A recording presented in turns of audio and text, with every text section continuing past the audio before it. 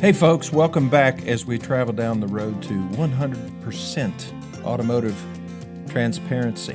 Regardless of the forces aligned against us, you and me, I will disclose to you things that aren't common knowledge among the general public with regards to the auto industry. I will arm you with the tools that you need to defend yourself in some cases. You know, sometimes we have to defend ourselves, be defensive. Sometimes we have to go on offense.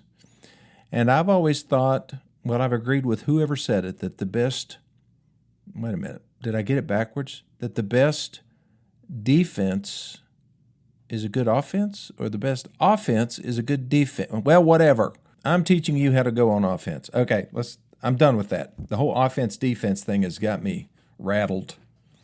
I want to talk about tariffs and a meeting that I had yesterday with our advertising agency. They actually pitched to us a special sale event that they think that we need to do in April, and it's called the pre-tariff sales event. Now that is an example of going on offense.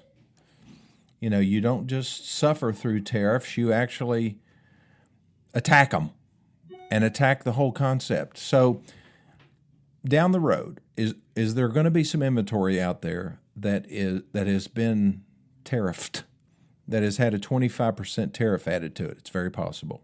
A lot of it depends on what you're going to buy. So here's a list of vehicles that are manufactured in different countries, specifically Canada and Mexico, that will be subject to the 25% tariff because they're being transported to the United States and sold here.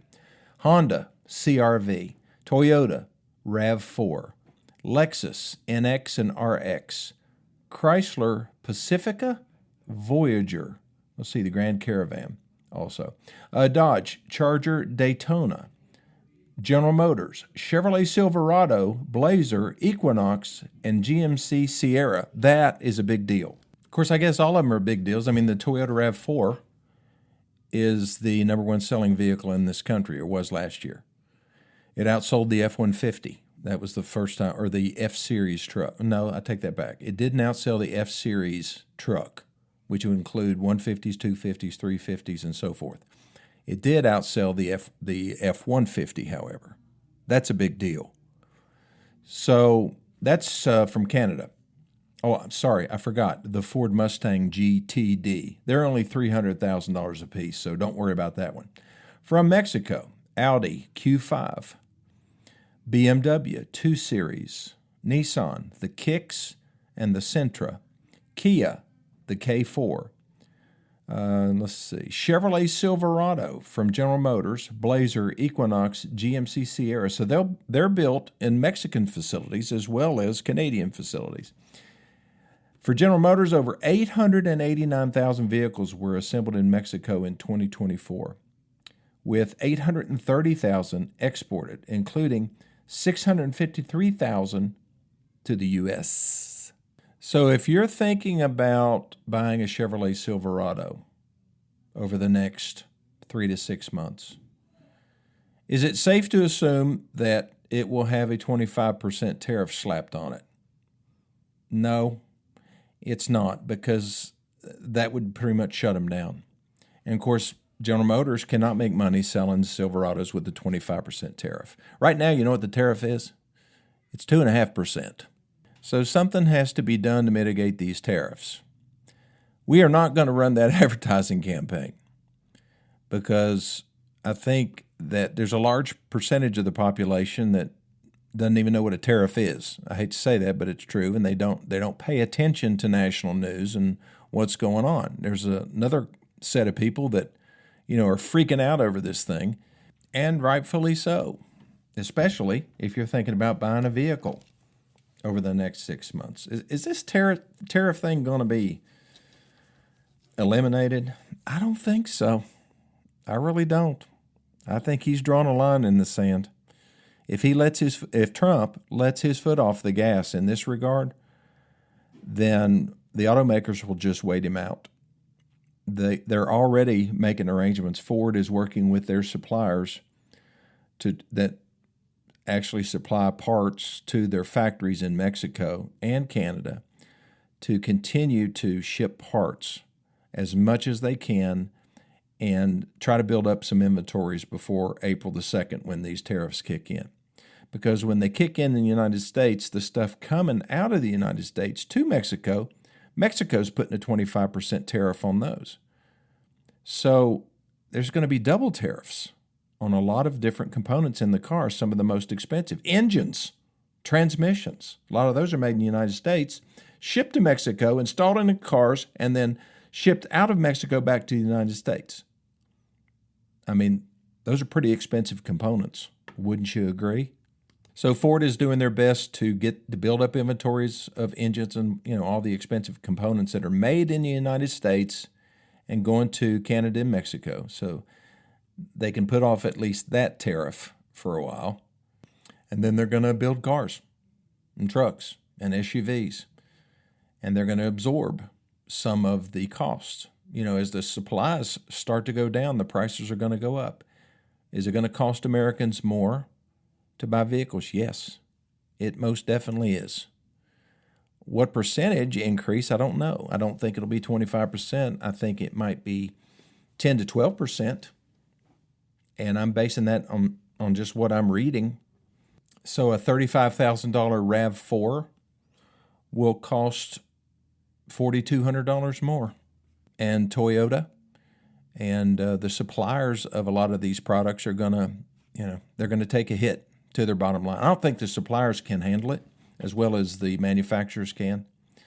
And, it's going to take a couple years to shift production to the plants that are in the United States. So what does that do for Americans? Well, it creates more jobs for Americans. And it definitely has an impact on pricing because they have to pay American workers more than they pay workers in Mexico, not so much in Canada. I don't know why so many vehicles are built in Canada as opposed to the United States. I never have understood that. I guess I just assumed they were producing vehicles for the Canadian market, but apparently the vast majority of the vehicles made in Canada for General Motors and Stellantis and Ford and some of the automakers like Toyota and so forth, they come to the United States because it's a much bigger market. And I think what you're going to see is, as far as pricing, is that over the next few months, I think if they were just to wait for the actual tariffs the full force of the tariffs to start impacting their operations, we could see zero price increases for about 3 months. But that's not the way it's going to happen. They're going to start increasing prices now so that they can capture some additional profitability so they can defer some of the price increases later. Because it's just going to be too much. I mean, you can't go 1 month, a RAV4 is $35,000, the next month it's $39,200. That's a shock to the system. So you decide, as far as your timing is concerned, as far as who you want to blame and what the ramifications of this are going to be. Long term, does this benefit our country to have more production here? I think it does. Does it make things more expensive? Yes, but not to the tune of 25%. Labor costs account for about 10 to 15% of the average car. As far as parts and materials, the biggest cost driver in car manufacturing is definitely raw materials and auto parts, which can account for up to 57% of the total price. Some things you don't think about, but research and development, that creates additional cost. That takes up about 16% of the total cost. So there's labor cost involved now. So the only additional cost to producing cars in the United States is just the difference between what they have to pay Mexican workers versus what they have to pay American workers. So it's definitely not 25%. Now, I say that, but then I'm reading this article about Nissan, and let's see what other companies. Well, Nissan, Honda, Toyota. They produce a lot of engines and transmissions in Japan. So when stuff comes from Japan, it gets hit with the tariff as well. It's the unknown that everybody's worried about. That's what's affecting the stock market. I haven't been real happy with what has happened to my stock portfolio. It has taken a serious hit over the last few months. There's plenty of things to be upset about as far as these tariffs and things are concerned. And it's even more upsetting if you own a Tesla. I'll be back in just a minute.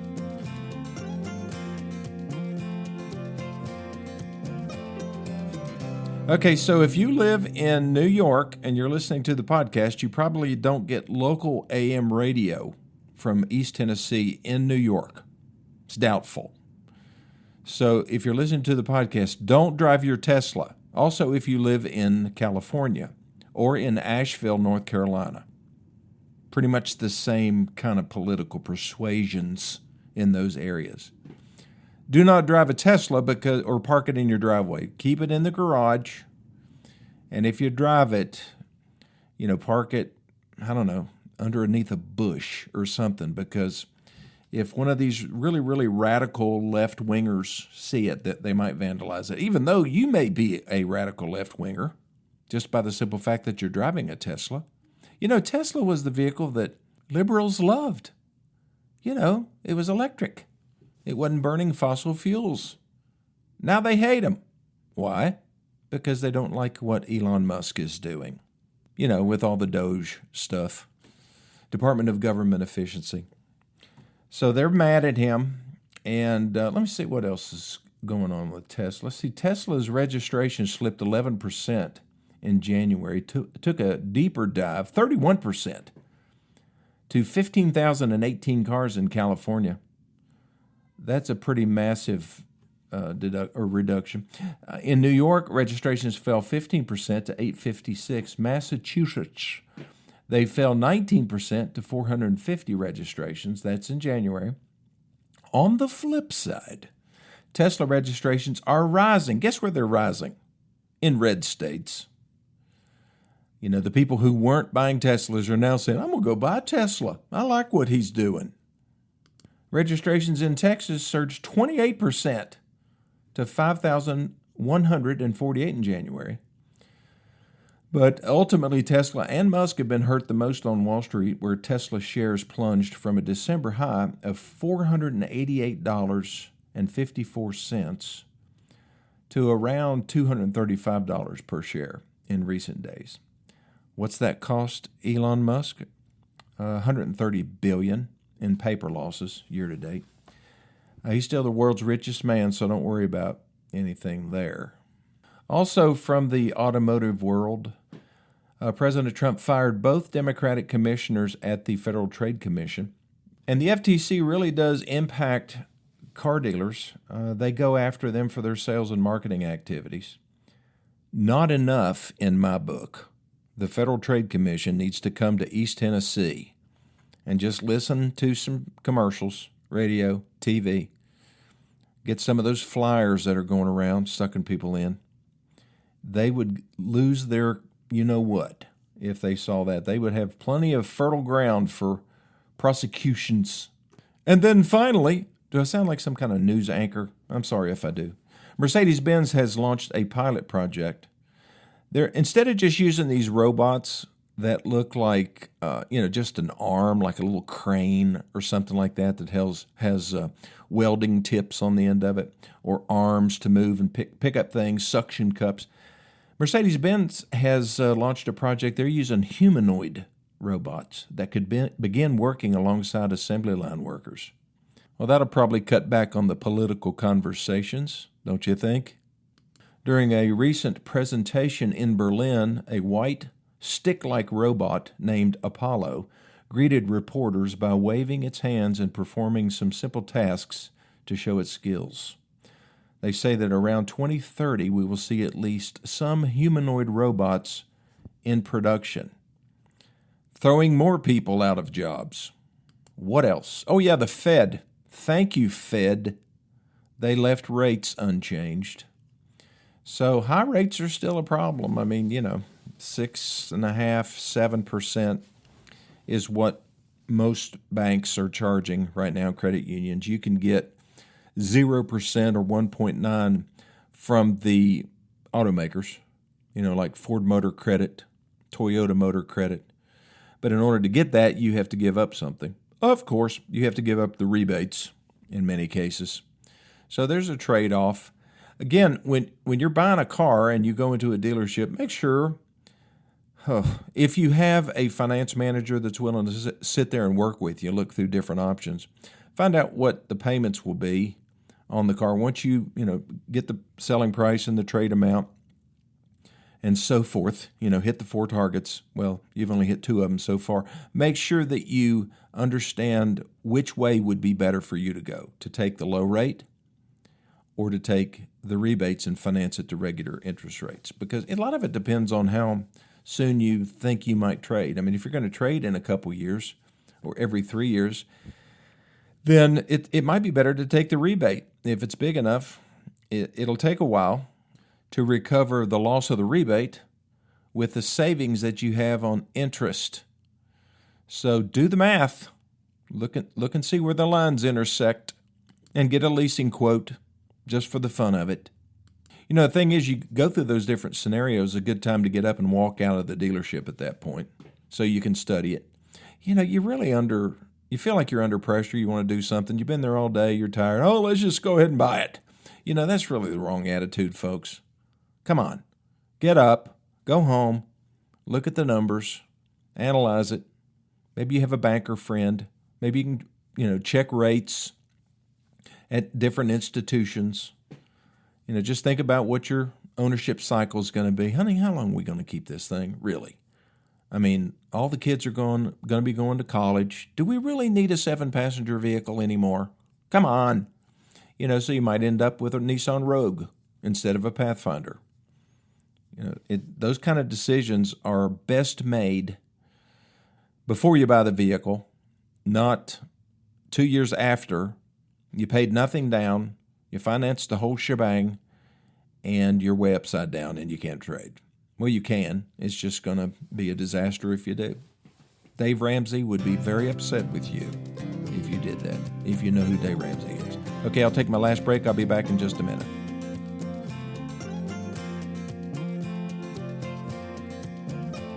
So we were attacked this past week, not like a terrorist attack. Well, I guess you could call a cyber attack a terrorist attack.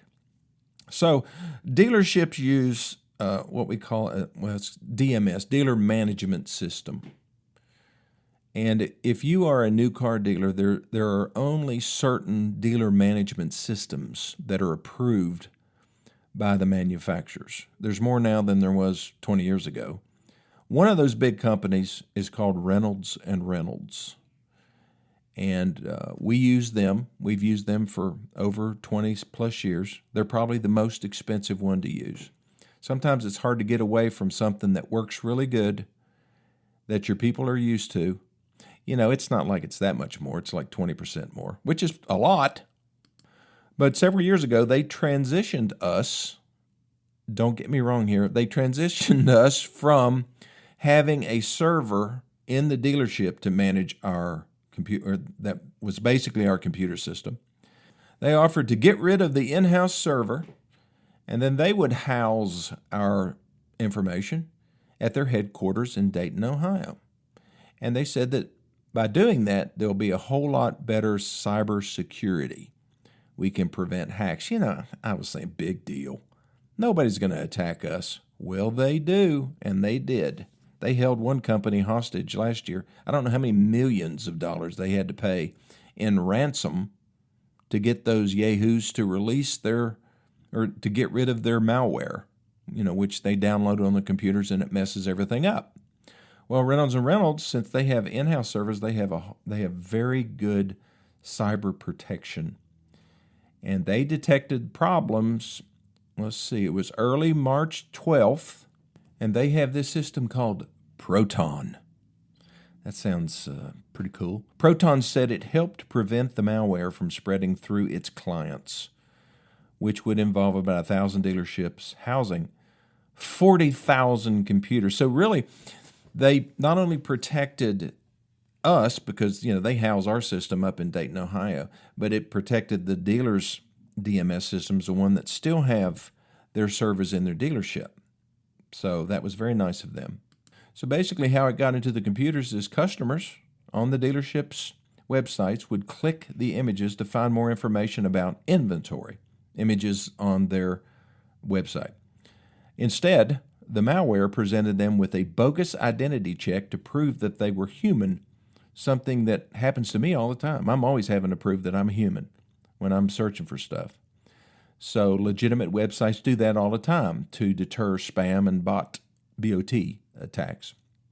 So it was basically a social engineering attack designed to access the computers of dealership employees, and then they go in the back door and get into the DMS.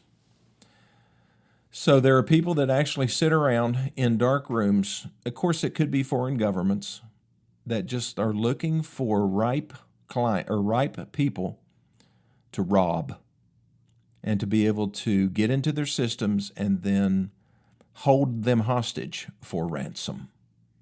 I was worried when my wife and I went on a cruise. When was that? January. Went to the Western Caribbean. We started in Belize and went to, Cozumel, Honduras. And she asked if I wanted to go see any of the Inca, their pyramids and all that. I said, no, I don't. She said, how come? Because if somebody kidnaps me, I don't think there's anybody in East Tennessee or that knows me that'd be willing to pay more than like a couple $100 to get me back. So I said, no, we're not going. So we stayed close to the beach and the little towns and stuff, and I held real tight to her hand, or she held onto mine. So you got to be careful these days. You never know when somebody's going to try to get you. Well, thanks for listening to this edition of My Car Guru. Again, if you have any questions, 423-552-2020. Text me. That works really well. Email address is LennyLawson2020 @gmail.com, and I'll see you next time.